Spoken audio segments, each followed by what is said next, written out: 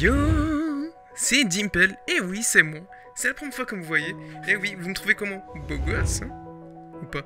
Enfin bref, on s'en bat les steaks. Aujourd'hui, on est tout simplement là. Je suis là surtout pour vous présenter un anime qui va vous faire kiffer et qui sort tout simplement en 2018. Alors on va commencer tout de suite.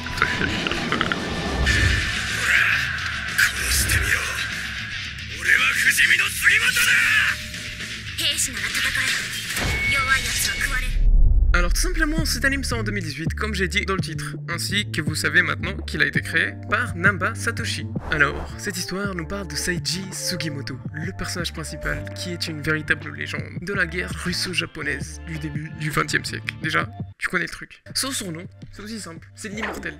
L'immortel, pourquoi? Parce que ça a été un survivant d'une guerre sans merci, ainsi que des batailles sauvages et violentes. Ok, ça annonce la couleur, on sait que le personnage, il en a dans le ventre, il en a dans la tête, et il a surtout des cicatrices, ce qui est sûr. D'ailleurs, même dans le trailer, on voit des cicatrices sur son visage. Quand la guerre se termine, ce personnage se retrouve tout seul, ainsi que sans argent. Du coup, on peut clairement l'assimiler à un SDF de nos jours, tu vois. Un mec sans argent, sans domicile fixe, sans offenser bien sûr les SDF. Et c'est à ce moment-là qu'une lueur d'espoir fait surface, et qu'il apprend l'existence d'un trésor de 75 kilos. D'ailleurs, ça fait à peu près mon poids. Ah non, j'ai oublié, je suis un fantôme, je fais 500 grammes.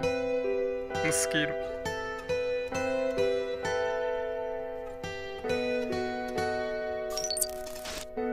Ces 75 kilos, ils ont été obtenus par les Ainu, un peuple qui vit avec la nature. Une sorte de peuple indien, quoi. Quelqu'un qui vit avec la nature. Des naturistes, un yaourt nature, non.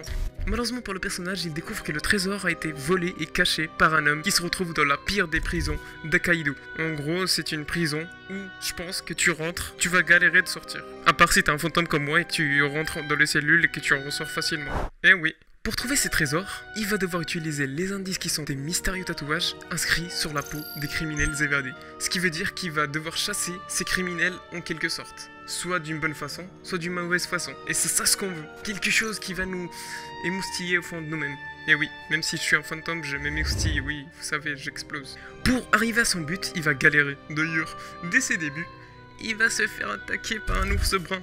Oui, l'immortel se fait attaquer par un ours brun. Et peut-être même se faire tuer.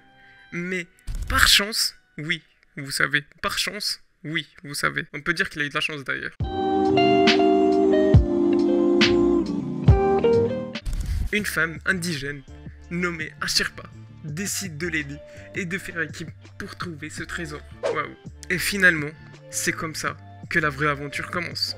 Selon moi, ça va être l'un des meilleurs animes de cette année 2018.